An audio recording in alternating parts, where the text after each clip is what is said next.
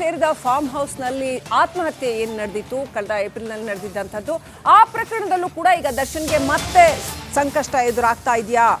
ಆನೇಕಲ್ ಪ್ರಕರಣದಲ್ಲೂ ಕೂಡ ದರ್ಶನ್ಗೆ ಸಂಕಷ್ಟ ಎದುರಾಗೋ ಸಾಧ್ಯತೆ. ದರ್ಶನ್ಗೆ ಸೇರಿದಂಥ ಫಾರ್ಮ್ ಹೌಸ್ನಲ್ಲಿ ಆತ್ಮಹತ್ಯೆ ನಡೆದಿತ್ತು. ಫಾರ್ಮ್ ಹೌಸ್ ಜಾಗದ ಮಾಲೀಕ ದರ್ಶನ್. ಹೀಗಾಗಿ ದರ್ಶನ್ ಹೇಳಿಕೆಯನ್ನ ಪೊಲೀಸರು ದಾಖಲಿಸಿದ್ದಾರೆ ಆಲ್ರೆಡಿ. ಆನೇಕಲ್ ಪೊಲೀಸರು ಹೇಳಿಕೆಯನ್ನ ಮತ್ತೆ ದಾಖಲಿಸೋ ಸಾಧ್ಯತೆ ಇದೆ. ಹೀಗಾಗಿ ಅಗತ್ಯವಿದ್ರೆ ಕೇಸ್ನಲ್ಲಿ ದರ್ಶನ್ ಹೇಳಿಕೆಯನ್ನ ಮತ್ತೆ ದಾಖಲು ಮಾಡೋ ಸಾಧ್ಯತೆ ಇದೆ. ಈಗ ಈ ರೇಣುಕಾಸ್ವಾಮಿ ಹತ್ಯೆ ಪ್ರಕರಣದ ನಂತರದಲ್ಲಿ ದರ್ಶನ್ ವಿರುದ್ಧ ಇದ್ದಂತಹ ಇನ್ನೂ ಅನೇಕ ಹಳೆಯ ಪ್ರಕರಣಗಳು ಕೂಡ ಮೇಲೆದ್ದು ಬರ್ತಾ ಇದೆ. ಅದರಲ್ಲೂ ಕೂಡ ಅವುಗಳಲ್ಲೂ ಕೂಡ ಹೊಸ ಹೊಸ ಆಯಾಮಗಳು ಕೇಳಿ ಬರ್ತಾ ಇದೆ. ಪೊಲೀಸರು ಆ ಪ್ರಕರಣಗಳನ್ನು ಕೂಡ ರೀಓಪನ್ ಮಾಡ್ತಾರ? ಅದರಲ್ಲಿ ಇನ್ನಷ್ಟು ಆಳವಾದ ತನಿಖೆ ಮಾಡ್ತಾರ?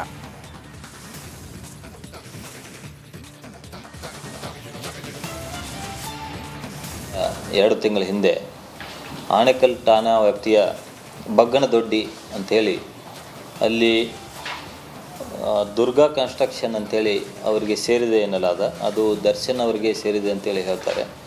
ಆ ಒಂದು ಫಾರ್ಮ್ ಹೌಸ್ನಲ್ಲಿ ಒಬ್ಬ ಶ್ರೀಧರ್ ಅಂತೇಳಿ ಅಲ್ಲಿ ಕೆಲಸ ಮಾಡ್ಕೊಂಡಿರ್ತಾನೆ, 39 ವರ್ಷ.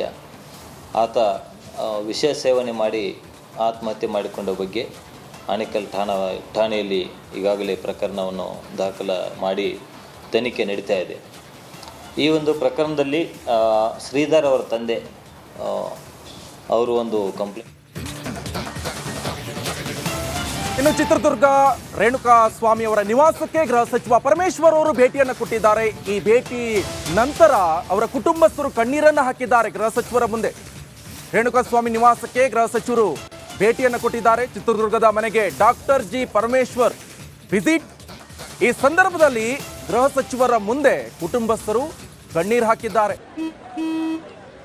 ನಡಿ ಈಗ ಶುರು ಮಾಡೋಣ. ಕೇಸರಿಯಿಂದ ಮನೋಲ್ಲಾಸ ಮನಸ್ಸು ಮತ್ತೇರಿ ಕುಣಿದಾಡಿದೆ ನೋಡು, ಮನಸ್ಸು ಮತ್ತೇರಿ ಕುಣಿದಾಡಿದೆ ನೋಡು. ಕ್ಷಣ ಕ್ಷಣವೂ ಆಚರಿಸಿ ಕೇಸರಿ ಹಬ್ಬ. ವಿಮಲ್ ಬಾಯಲ್ಲಿ ಹೇಳಿ ಕೇಸರಿ. ಹತ್ಯೆ ಕೇಸ್ ಕುರಿತು ಮತ್ತಷ್ಟು ಮಾಹಿತಿಯನ್ನ ಪಡೆದಿದ್ದಾರೆ ಗೃಹ ಸಚಿವ. ನ್ಯಾಯಕ್ಕಾಗಿ ಮನವಿ ಮಾಡಿದ್ದಾರೆ ಅವರ ಕುಟುಂಬಸ್ಥರು ಗೃಹ ಸಚಿವರ ಮುಂದೆ. ನೋಡಿ, ಆ ದೃಶ್ಯವನ್ನು ಕೂಡ ನೀವು ಗಮನಿಸ್ತಾ ಇರ್ಬೋದು. ರೇಣುಕಾಸ್ವಾಮಿ ಅವರ ತಂದೆ ತಾಯಿ ಹಾಗೆ ಅವರ ಪತ್ನಿ ಗೃಹ ಸಚಿವರ ಮುಂದೆ ತಮ್ಮ ಅಳಲನ್ನ ತೋಡ್ಕೊಂಡಿದ್ದಾರೆ. ಇದ್ದ ಒಬ್ಬನೇ ಮಗ ಕುಟುಂಬಕ್ಕೆ ಆಧಾರವಾಗಿದ್ದಾನೆ. ಆತನನ್ನ ಕಳೆದುಕೊಂಡ ನೋವು, ಆ ರೋದನೆ ಆ ಕುಟುಂಬಕ್ಕೆ ಮಾತ್ರ ಗೊತ್ತು. ಈಗ ಗೃಹ ಸಚಿವರು ಭೇಟಿಯನ್ನು ಕೊಟ್ಟಿದ್ದಾರೆ. ಜೊತೆಗೆ ಮತ್ತಷ್ಟು ಇದೇ ವಿಚಾರಕ್ಕೆ ಸಂಬಂಧಪಟ್ಟಂತೆ ಮಾಹಿತಿಗಳನ್ನು ಕೂಡ ಕಲೆ ಹಾಕಿದ್ದಾರೆ. ನೋಡಿ, ಆ ದೃಶ್ಯವನ್ನು ನೀವು ನೋಡ್ತಾ ಇರ್ಬೋದು. ಚಿತ್ರದುರ್ಗ ರೇಣುಕಾಸ್ವಾಮಿ ಅವರ ನಿವಾಸ ಇದು. ನಿವಾಸಕ್ಕೆ ಈಗಾಗಲೇ ರಾಜಕಾರಣಿಗಳು ಭೇಟಿಯನ್ನು ಕೊಡ್ತಾ ಇದ್ದಾರೆ. ಈಗ ಗೃಹ ಸಚಿವರ ಎಂಟ್ರಿ ಆಗಿದೆ. ನೋಡೋಣ ಹಾಗಾದ್ರೆ ಗೃಹ ಸಚಿವರು ಈ ಕುಟುಂಬಕ್ಕೆ ಯಾವ ರೀತಿಯಾಗಿ ನ್ಯಾಯವನ್ನು ಒದಗಿಸಿ ಕೊಡ್ತಾರೆ ಅಂತ ಕಾದು ನೋಡ್ಬೇಕಾಗುತ್ತೆ.